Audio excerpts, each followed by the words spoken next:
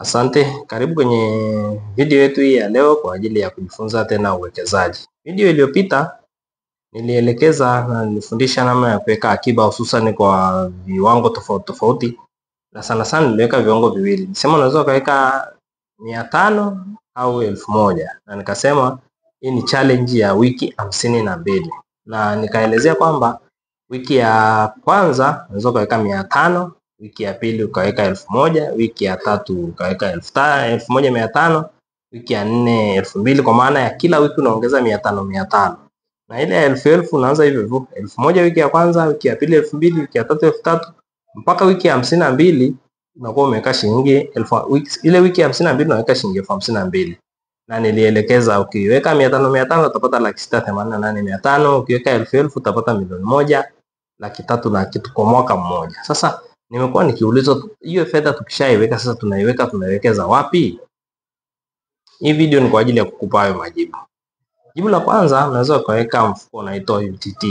UTT ni mfuko wa uwekezaji wa pamoja ambao unasimamiwa na soko la hisa, soko la mitaji la Dar es Salaam, ambao una mifuko mingi. Una mifuko kama 6. Kuna mfuko wa wekeza maisha, kuna Umoja Fund, kuna Watoto Fund, kuna Jikimu, kuna Liquid, kuna Bond Fund, na hiyo yote ni mifuko mbalimbali ya uwekezaji kulingana na mahitaji yako, kulingana na malengo yako. Unapohitaji kuwekeza na kuweka akiba, kitu cha kwanza kinachotakiwa kuanza ni malengo.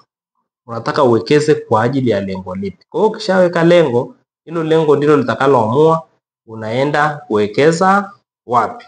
Kwa hiyo ukishaweka malengo yako, unaweza ukaingia kwenye mfumo, ukaingia kwenye mtandao, ukatafuta UTT au ukadownload application yao, ukafungua account na kisha ukaanza kuwekeza. Jitahidi sana uweke akiba. Lakini mfuko wa pili ni mfuko wa M-Wekeza ambao unakwenda kwa wenyewe unafanya kazi kama UTT. Ni mfuko wa uwekezaji wa pamoja ambao unaingia kwenye simu yako, kama ni nyota 150 nyota 00 unaenda kwenye fedha na mifuko na akiba, utakuta M-Wekeza pale, utafungua akaunti yako na utaanza kuwekeza. Hii kiwango chake cha chini ni 1000. Unaweza kuweka 1000 kwa siku, kwa wiki, kwa masaa, ni wewe tu unavyohitaji kuwekeza. Lakini challenge ilikuwa ni uwekeze consistently, kwa kufuatana, ili uweze kujenga ile tabia ya kuwekeza. Kwa hiyo unaweza kuwekeza. Kitu cha msingi kinachotakiwa hapa ni ile commitment, ni ile kuanza, ni ile kuweka nia na kuanza. Uanze na shilingi ngapi ni wewe, lakini lengo ni kuanza na utengeneze ile tabia ya kuwekeza. Sehemu ya tatu, unaweza kuwekeza, unaweza kununua hati fungani za serikali. Hiyo unaweza kununua za hela yoyote ulionayo. Mara nyingi zinaanzia 500,000.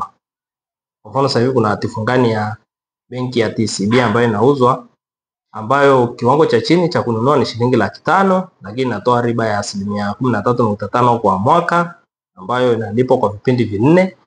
Kwa ukinunua ile ya 500,000, maana yake utalipwa kama 67,500 kwa mwaka mzima, lakini kila kipindi utalipwa 16,875.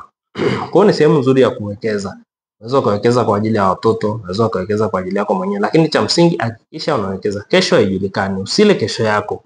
Ninachokushauri, hakikisha unawekeza, hakikisha unawekeza, hakikisha unawekeza. Usifungue akaunti tu ya benki ukaweka pesa zikalala pale. Hapana. Nenda hata benki, weka FDR. Hata huko benki kuna kitu kinaitwa FDR, fixed deposit. Unaweza ukafix hela yako na 500,000, ukaenda benki ukaingia mkataba ukaiweka, ikazalisha, kuliko unaiacha pesa yako hapo inaliwa na kitu kinaitwa inflation, mfumuko wa bei. Kwa mfano mwaka jana nafikiri kwa Tanzania kwenye 3 point kadhaa hivi. Sasa kila mwaka pesa yako inapungua kwa 3% fulani kwa sababu ya mfumuko wa bei. Kwa hiyo nakushauri, anza kuweka akiba, anza leo na anza kuwekeza ili fedha yako ikue. Unaweza ukawekeza kwa lengo la kuanzisha biashara, unaweza ukawekeza kwa lengo la kukuza mtaji, unaweza ukawekeza kwa ajili ya kustaafu. Kitu ninachotaka nikwambie cha mwisho ni kwamba hakikisha kila fedha unayoingiza, kama unalipwa mshahara au unafanya kazi fulani ukalipwa, sehemu ya ile fedha ipandishe hadhi na uiite mtaji. Nasema uipandishe hadhi kwa sababu gani? Kwa sababu mara nyingi tunapokea pesa na tunazifanya za matumizi, lakini ukiipandisha hadhi ikawa mtaji, capital ndio inayokuza biashara.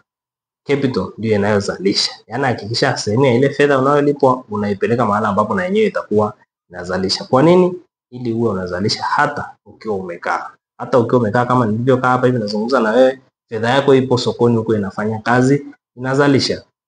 Ni lazima uwe na kitu kinaitwa passive income, fedha ambayo inazalisha wakati wewe haufanyi kazi yoyote. Kumbuka kuna wakati utaweza kufanya kazi, kuna wakati utastaafu, uajiriki tena mahali popote, kuna wakati utaumwa, kuna wakati utakuwa safarini, utakuwa mahali mbalimbali, lakini ukiwa umewekeza fedha yako inaendelea kuzalisha. Utafungua magrupu ya WhatsApp kama mawili pia au matatu.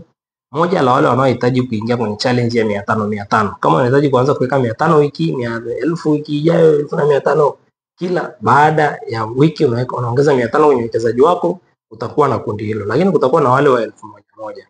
Wiki hii 1000, wiki mbili ya pili 2000, wiki ya tatu 3000, utakuwa na hilo. Na utakuwa na wale, kama utakuwa na watu watakaohitaji uwekezaji wa zaidi ya hapo, unahitaji kuwa unaweka regularly lakini zaidi ya 1000, pia kutakuwa na hilo kundi. Karibu tujifunze uwekezaji. Mimi ni Kumpwaeli Isaya Kahaya, certified professional banker,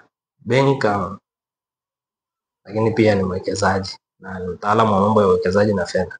Karibu sana tujifunze kila siku masuala ya uwekezaji na kuweka akiba. Karibu sana, usijikatie tamaa wala usile kesho yako. Karibu sana.